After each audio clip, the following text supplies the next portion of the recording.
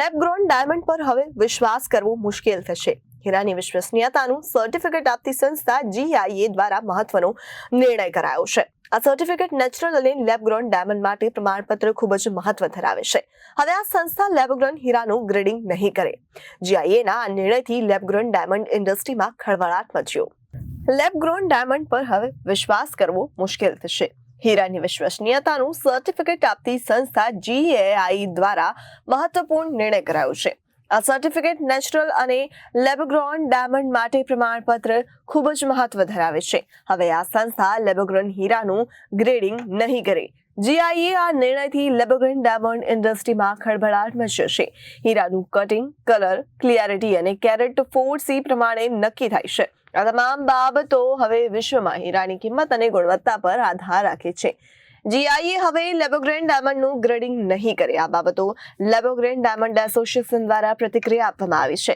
Lab-grown diamond association પ્રમુખે કહ્યું કે GIA સિવાય અન્ય સંસ્થાઓ દ્વારા આ નિર્ણય કરાયો નથી. GIA પાસે માત્ર ગણતરીના જ સર્ટિફિકેટ લેવાતા હતા. સંસ્થા દ્વારા 1 કેરેટના હીરાના સર્ટિફિકેટમાંથી $10 થી $18 ચાર્જ કરાતો હતો. હવે આ ચાર્જ ચૂકવવો પડશે નહીં, જેથી લેબ ખરીદનારને ડાયમંડ પણ થોડો સસ્તો મળશે. Babubhai Vaghani, lab-grown diamond association president સાહેબ, જે પ્રમાણે એમને વાત કરી છે કે અમે હવે સલ્ટી નહીં આપીએ, તો એકચ્યુઅલી એ કંપનીનું સલ્ટી અમારી પાસે 2-3% પોઈન્ટમાં જ હતા, જેથી કરીને ઇન્ડસ્ટ્રીના આખીની ઉપર અસર નહોતી.